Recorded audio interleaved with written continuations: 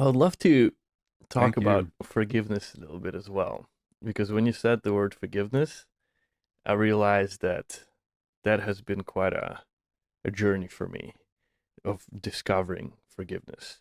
Because um, I always thought I don't have much to forgive, because like I'm blessed to have a good life. But I realized that forgiveness could be also for unmet expectations, and that's something that there was a lot in here. The Mm. things that I wanted to happen, the things that I expected to happen, hoped to happen, and they didn't.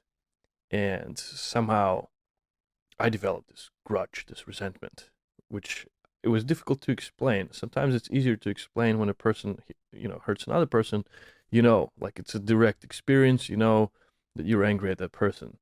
But those ones, the unmet expectations, they creep up on you. It's very difficult sometimes to point them out, but that's something that I notice as I start sharing more and more about it.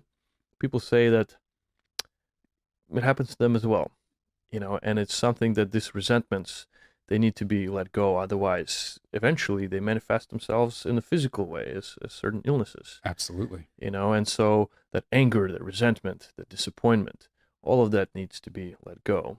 Part of it through gratitude, for Is there those. a way that you could think of, even for this discussion right now, but on a much deeper, longer scale, um, how would you apply gratitude to those conditions that you're thinking about, the unmet expectations, the resentment, the dashed hopes, whatever that might be?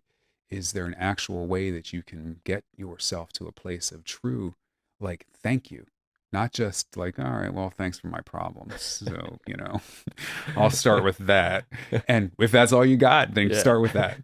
But ideally work toward a place of saying, because part of the thing about unmet expectations, particularly if that's an area of growth for your forgiveness practice, is that our dreams, those images that we have, those things that we want to accomplish, the ones that are really meaningful and lasting and enduring, those were ours to manifest. So they belong to us. So there's a certain disconnect when that stuff is not happening. When you're out of alignment, sort of where we Mhm. started this conversation with what I'm supposed to be doing with my life. And if I can, for me, if I can start saying thank you for the awareness that I'm out of alignment. I'm angry that this stuff is not happening or hasn't happened, or that I feel so confused. What am I supposed to do to make it happen? All of that is just information that gets me back to cosmic occupation, gets me back to service, gets me back to the real, true image of what I'm trying to create with my life, Mhm. with this opportunity of being in this set of circumstances right now. And so gratitude can bridge back to the very beginning of, if I can't unfold it yet and understand it all, at the very least, I can be grateful for the fact that it's information that will guide me to make future decisions that ideally are getting me more and more in alignment with all of the things that my heart tells me, my mind tells me, my gut tells me. I mean, when you're in alignment, in Yeah, flow. exactly.